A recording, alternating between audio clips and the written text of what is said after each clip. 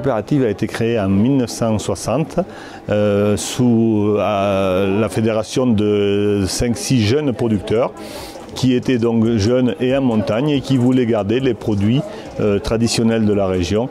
C'est la raison pour laquelle elle s'est appelée Jeunes Montagne et aujourd'hui elle a gardé son nom et elle est toujours d'actualité. Un couteau Laguiole, c'est un couteau donc très ancien qui a environ 200 ans d'âge.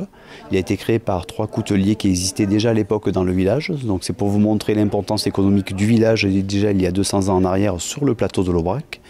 Et ce couteau Laguiole se définit par une forme générale. C'est cette forme générale que vous avez ici, avec, dans l'imaginaire collectif, une petite abeille positionnée sur le dessus du manche. Et malheureusement, ce n'est pas un produit protégé, donc la forme générale, la petite abeille ne veut rien dire quant à l'origine du produit.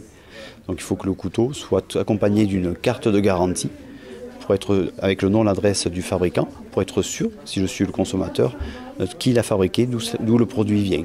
Donc nous sommes dans une TPE d'environ 26 personnes en CDI, et vous avez environ une fabrication d'environ 20 000 couteaux par an. Alors c'est aujourd'hui 73 familles qui adhèrent à la coopérative et ça représente 120 personnes parce que souvent ils travaillent à deux. Et nous employons aussi une bonne centaine de salariés. Donc on considère que sur la coopérative Jeunes Montagne, on permet à 250 à 300 ménages de vivre. Il faut que les producteurs y retrouvent leur compte, donc on est sur un prix du lait qui est relativement élevé, 550 € quand la moyenne européenne est à 350, mais aussi on aide donc à l'installation par l'acquisition de capital et on aide aussi au travers de groupements d'employeurs à rendre le travail un peu moins pénible par des journées de remplacement. On accompagne autant qu'on peut nos producteurs, qu'ils soient jeunes ou en développement.